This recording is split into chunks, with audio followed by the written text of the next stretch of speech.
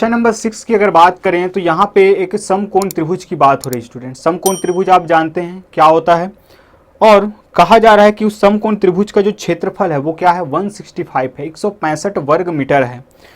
यदि समकोण त्रिभुज के शीर्ष लंब की लंबाई उसकी भुजा, उसकी आधार भुजा से 7 मीटर अधिक हो तो शीर्ष लंब की लंबाई ज्ञात कीजिए।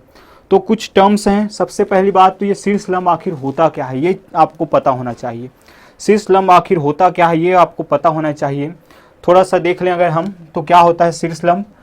तो अगर मैं यहाँ पे एक क्या बना लेता हूँ, समकोण त्रिभुज बना लेता हूँ। मान लीजिए कि ये क्या है, आपका समकोण त्रिभुज है जिसका नाम है ABC। अगर B पर राइट एंगल है, ये 90 डिग्री कहाँ पे बन रहा है हमारा, एंगल B पर हमारा क्या बन रहा है, राइट एंगल बन रहा है, 90 डिग्री बन रहा है। अब हम जानते हैं कि इसके सम्मुख का कोण क्या होता है, आपका होता है कर्ण। ये कर्ण है, ठीक। ये जो है आपका परपेंडिकुलर, वो क्या है, आपका हाइट है। ये जो परपेंडिकुलर है वो हाइट है, और ये आपका बेस है। चलिए इस पर इन डेप्थ हम और जाएंगे कि हाइट और बेस या लंब और आधार हम कैसे डिसाइड करते हैं, वो हम जब ट्रिग्नोमेट्री वाले पार्ट में जाएंगे तो आपको बिल्कुल अच्छे से समझाएंगे। लेकिन यहाँ के लिए आप ये क्या है, ये हाइट है, इसी को कहा जाता है शीर्ष लंब। ये क्या है, शीर्ष लंब। सबसे टॉप ए से क्या किया गया है, इस बी पर परपेंडिकुलर ड्रॉ किया गया है, लंब डाला गया है, तो यही होता है शीर्ष लंब। शीर्ष लंब मतलब कि हाइट। किसी भी त्रिभुज का क्या होता है, आपका जो शीर्ष लंब होता है वो उसका हाइट कहलाता है। जो शीर्ष लंब है वो उसके आधार से कितना ज़्यादा है, 7 मीटर अधिक है। एक बार फिर से मैं क्वेश्चन रीड कर दूं कि इसका जो आपका क्षेत्रफल है वो 165 वर्ग मीटर है, और समकोण त्रिभुज के शीर्ष लंब की लंबाई उसके आधार भुजा की जो लंबाई है उससे 7 मीटर अधिक है। तब हमें शीर्ष लंब की लंबाई ज्ञात करना है, इसको हमें ज्ञात करना है। और ये क्या है आपका, इस जो आधार भुजा है उससे 7 मीटर अधिक है। तो कैसे 7 मीटर अधिक है, किससे है, आधार से। तो आधार अगर मुझे पता चल जाए तो शीर्ष लंब हम ज्ञात कर सकते हैं। तो हल है आपका 6, माना कि आधार की लंबाई x मीटर है, तब शीर्ष लंब की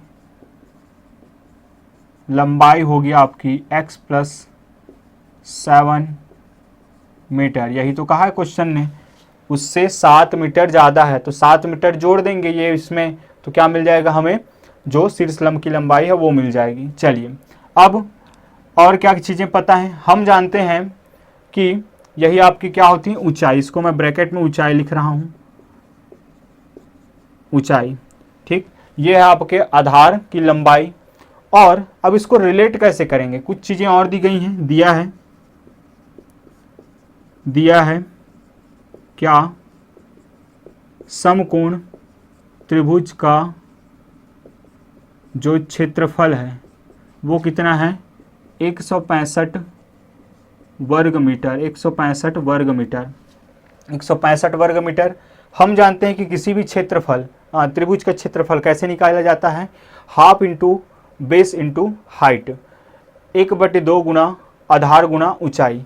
तो समकोण त्रिभुज का क्षेत्रफल, तो इस क्षेत्रफल की जगह पे क्या लिख सकता हूं मैं, समकोण त्रिभुज का क्षेत्रफल। तो समकोण त्रिभुज का क्या हो जाएगा, पहली बात तो 1/2 गुणित आधार गुणित ऊंचाई। तो आधार क्या है आपका x गुणित ऊंचाई क्या है x + 7, बिल्कुल सिंपल सा।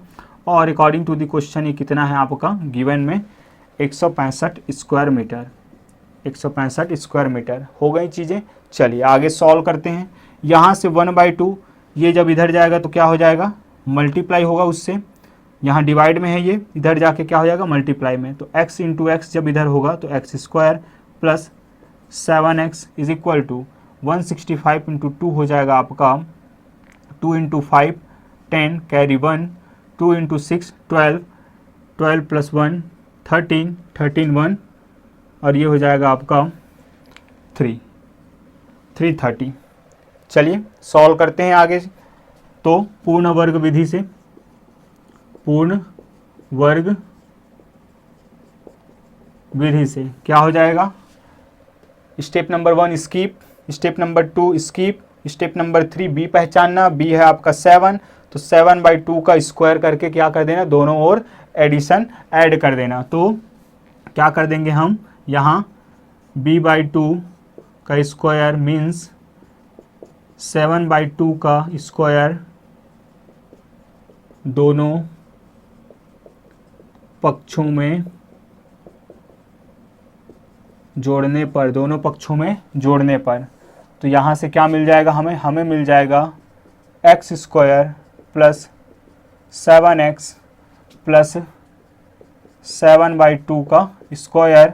जब इधर ऐड किए हैं तो इधर भी ऐड करेंगे 7/2 का स्क्वायर। अब x स्क्वायर यहाँ को मैं अरेंज करने के लिए आपको बताया हूँ, फिर से क्या लिख देंगे हम 2x लिख देंगे, क्योंकि यहाँ पे बनने वाला है 2ab। ये रहा 2a की जगह पे x रहता है जानते हैं हम, b की जगह पे कौन है 7/2, तो बस आप लिख दीजिए 7/2, चीज़ें अपने आप ही सेट हो जाएंगी। 2 से 2 कैंसिल, 7x आएगा। चलिए 7/2 क्यों करते हैं सर ऐसे, क्यों करते हैं प्लस में है तो आपका ये कैसे आएगा, ये कौन से सर्वसमीका की ओर ले जाएगा आपको, a प्लस बी का होल स्क्वायर। और a प्लस बी का होल स्क्वायर जो है वो कैसे ओपन होता है, a square plus 2ab plus B square. तो भाई आप इसको पहले दिखाओगे तभी तो आप फॉर्मूला लगाओगे कि हमने ये देखा इसीलिए ये फॉर्मूला लगाया, इसीलिए अरेंजमेंट होती है। चलिए 330 प्लस 7 का स्क्वायर हो जाएगा 49, 2 का स्क्वायर हो जाएगा 4। इस तरीके से यहाँ पे अब मैं क्या लिख सकता हूँ इसको, a प्लस बी का होल स्क्वायर मतलब x प्लस 7/2 का whole square is equal to, यहाँ से हो जाएगा 4 0 ज़ा 0, 4 3 ज़ा 12 का 2 कैरी 1, 4 3 ज़ा 12 13 प्लस 49 डिवाइडेड बाय 4। आगे सॉल्व करते हैं, x प्लस 7/2 का whole square is equal to, ये हो जाएगा आपका 1369 डिवाइडेड बाय 4, और यहाँ से स्क्वायर हटेगा तो यहाँ क्या लग जाएगा स्क्वायर रूट। इस तरीके से ये हो जाएगा x plus 7 divided by 2 is equal to plus minus under root 1369 divided by 4, और ये होता है आपका 37 का स्क्वायर, 37 का स्क्वायर। तो यहाँ से मिल जाएगा आपको x plus 7/2 is equal to 37 plus minus 37 divided by 2। ये अब एक बार क्या करेंगे आप प्लस ले लेंगे और एक बार माइनस ले लेंगे। तो पहला चीज़ प्लस चिन्ह लेने पर, प्लस चिन्ह लेने पर क्या हो जाएगा आपका x प्लस, चलिए 7/2 जब इधर जाएगा तो क्या हो जाएगा -7/2, और 37/2 पॉजिटिव रहेगा तो -7/2। सॉल्व करते हैं, ये आएगा आपका 13/2। इस तरीके से x का वैल्यू हो जाएगा आपका 13 - 7 मीन्स 30 डिवाइडेड बाई 2, ये हो जाएगा 15। तो therefore x is equal to क्या 15। एंड सेकंड थिंग, नेगेटिव चिन्ह लेने पर क्या हो जाएगा, यहाँ से x इज इक्वल टू, यहाँ अब नेगेटिव रहेगा तो -37 डिवाइडेड बाई 2 -7 डिवाइडेड बाई 2। इस तरीके से आपको मिल जाएगा ये -44 divided by 2 is equal to -22। तो x इज इक्वल टू क्या हो जाएगा -22। क्या आप -22 को लेकर साथ बढ़ेंगे, क्या आप -22 को लेकर साथ बढ़ेंगे? बिल्कुल नहीं स्टूडेंट। क्यों? क्योंकि आपको भी पता होगा कि लंबाई कभी भी नेगेटिव नहीं होता। आप क्या कभी कहेंगे कि हमने -4 किलोमीटर का सफ़र किया है? बिल्कुल नहीं, आप हमेशा पॉजिटिव डायरेक्शन की ओर बढ़ेंगे। तो इस तरीके से ये क्या होगा, नेग्लेक्ट कर देंगे इसको। आप कारण जानते हैं, लिख लेंगे, क्योंकि लंबाई जो है कभी भी ऋणात्मक नहीं होती। अतः x बराबर क्या 15 लेने पर, तब x कौन है, x है आपका आधार की लंबाई। आधार की लंबाई, इसलिए आधार की लंबाई बराबर क्या हो जाएगा 15 मीटर, तथा जो आपको पूछा गया था शीर्ष लंब की, शीर्ष लंब की जो होगा लंबाई x + 1 मीन्स ये हो जाएगा आपका 16 मीटर, और सॉरी ये हो जाएगा x + 7, तो 15 + 7 22 मीटर।